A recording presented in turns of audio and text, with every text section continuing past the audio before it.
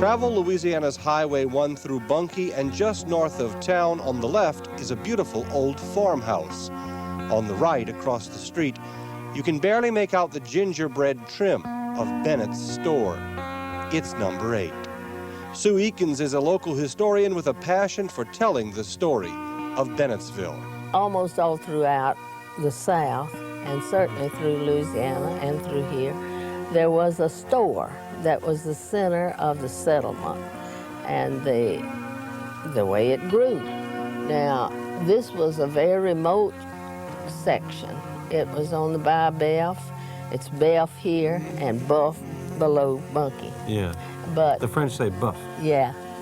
But the Bayou Bluff was narrow, and no steamships could come in, so they had keel boats and flatboats, and Irishmen manned them. It was not slaves, because Olmsted said that they could use Irishmen. They didn't have to pay for them if they drowned. Oh, goodness.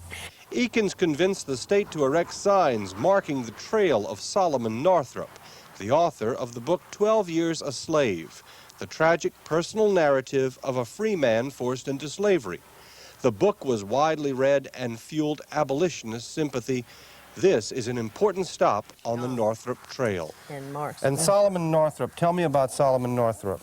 Oh, Solomon Northrop was a kidnapped slave who was in this area. And he was brought down here and made a slave for... In 1841, Okay. He was kidnapped, and he was sold to William Prince Ford, a Baptist minister who had a little plantation right across, well, adjoining this property.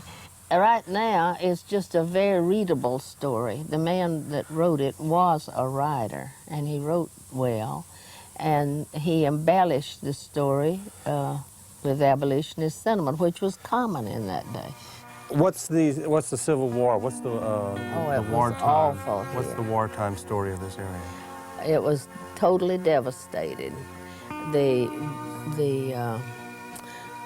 commerce was stopped on the Bayou Bluff, so that stopped the store. And poor Ezra, I have some of his sheets there where he just stood writing his name all the way across them. He must have nearly lost his mind.